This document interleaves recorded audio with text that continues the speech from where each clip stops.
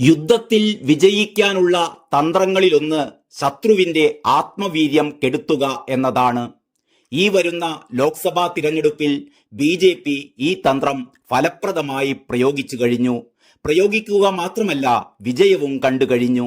India സഖ്യം തകരുന്ന കപ്പലാണ് എന്ന് തുടക്കം മുതലേ ബി.ജെ.പി. പറഞ്ഞിരുന്നു എങ്കിലും 28 പാർട്ടികൾ കൂടിച്ചേരുമ്പോഴുള്ള അപകടത്തെക്കുറിച്ച് ബി.ജെ.പിക്ക് നല്ല ബോധ്യമുണ്ടായിരുന്നു. ഒരുമയുണ്ടെങ്കിൽ ഉലക്കമേലും കിടക്കാം എന്ന പഴഞ്ചൊല്ലുപോലെ പ്രതിപക്ഷ പാർട്ടികൾ അവരുടെ ഉള്ളിലെ അമർഷവും പകയും കുശുമ്പും കുന്നായ്മയുമൊക്കെ തൽക്കാലം മാറ്റിവെച്ച് ഒരുമിക്കുമ്പോൾ ബി.ജെ.പിക്ക് അനായാസ വിജയം കൈവരിക്കാനാകില്ല എന്നുറപ്പായിരുന്നു. അതോടെയാണ് ബി.ജെ.പി. ഈ സഖ്യത്തിൽ വിള്ളൽ വീഴ്ത്താൻ ശ്രമം തുടങ്ങിയത്. അവർക്കറിയാം, അതോടെ എതിരാളി ദുർബലമാകുക മാത്രമല്ല, അവരുടെ ആത്മവീര്യം തകരുകയും ചെയ്യും.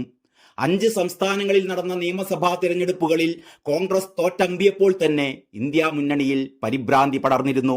അവരുടെ ആത്മവിശ്വാസം പാതിയും ചോർന്നു പോയിരുന്നു. ഇപ്പോഴിതാ ബീഹാറിലെ നായകനും മറുകണ്ഠം ചാടിയിരിക്കുന്നു. മമതയും കെജ്രിവാളും ഇടഞ്ഞു തന്നെ നിൽക്കുകയാണ്. മായാവതിയും മെരുങ്ങിയിട്ടില്ല. ഇന്ത്യ മുന്നണി ശിഥിലീകരിക്കും തോറും എൻ.ഡി.എ മുന്നണി ശക്തിയാർജിക്കുകയും ചെയ്യുന്നു. അമിത്ഷായുടെ ഓരോ വെടിക്കും വീഴുന്നത് ഒന്നല്ല 2 പക്ഷികൾ വീതമാണ്. കോൺഗ്രസിന് അടുത്ത തവണയും ഔദ്യോഗിക പ്രതിപക്ഷ പദവി കിട്ടരുത് എന്ന നിശ്ചയദാർഢ്യത്തോടെയാണ് രാഷ്ട്രീയ ചതുരംഗ പലകയിലെ ഓരോ കരുവും ബി.ജെ.പി. ശ്രദ്ധാപൂർവം നീക്കിക്കൊണ്ടിരിക്കുന്നത്. 48 സീറ്റുള്ള മഹാരാഷ്ട്രയിൽ കഴിഞ്ഞ തവണ എൻ.ഡി.എക്കൊപ്പമുണ്ടായിരുന്ന ശിവസേന നേടിയത് 18 സീറ്റുകളായിരുന്നു. കോൺഗ്രസും എൻ.സി.പിയും ചേർന്ന് 5 സീറ്റുകളും നേടി. ഇവർ സഖ്യമായി മത്സരിച്ചാൽ മഹാരാഷ്ട്രയിൽ പിന്നോട്ടു പോയേക്കാമെന്ന അപകടം നേരത്തെ തന്നെ മണത്തറിഞ്ഞ ബി.ജെ.പി. ശിവസേനയെ പിളർത്തി ഷിൻഡെയെ മുഖ്യമന്ത്രിയാക്കിയിരുന്നു.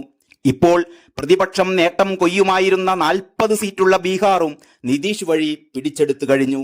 42 സീറ്റുള്ള മറ്റൊരു പ്രതിപക്ഷ സംസ്ഥാനമായ പശ്ചിമ ബംഗാളിൽ ഇന്ത്യ സീറ്റ് വിഭജനം വിജയിച്ചില്ല എങ്കിൽ അതും ബി.ജെ.പിക്ക് വൻ നേട്ടമാവും.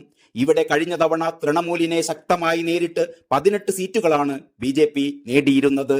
നികേഷിനെ മുഖ്യമന്ത്രിയാക്കുക വഴി ബി.ജെ.പി. ലക്ഷ്യമിടുന്നത് ബീഹാറിലെ ഭാവി രാഷ്ട്രീയം കൂടിയാണ്. നിതീഷിന് സ്വന്തം വോട്ട് ബാങ്കിൽ സംഭവിച്ചുകൊണ്ടിരിക്കുന്ന കുറവും ബി.ജെ.പി. ശ്രദ്ധിച്ചിട്ടുണ്ട്.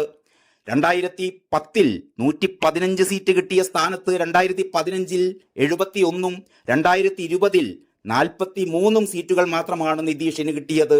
ബി.ജെ.പിക്ക് ഇത് യഥാക്രമം 91-ഉം 53-ഉം 74-ഉമായിരുന്നു. നിതീഷിന്റെ തകർച്ച സ്വന്തം ശക്തിയാക്കുക കൂടിയാണ് ബി.ജെ.പിയുടെ ലക്ഷ്യം. നിതീഷിനെ മുഖ്യമന്ത്രിയാക്കിയാലും തങ്ങൾക്ക് കൂടുതൽ നിയന്ത്രണം ലഭിക്കും എന്ന ആത്മവിശ്വാസവും ബി.ജെ.പിക്കുണ്ട്. News desk Kalakaumudi.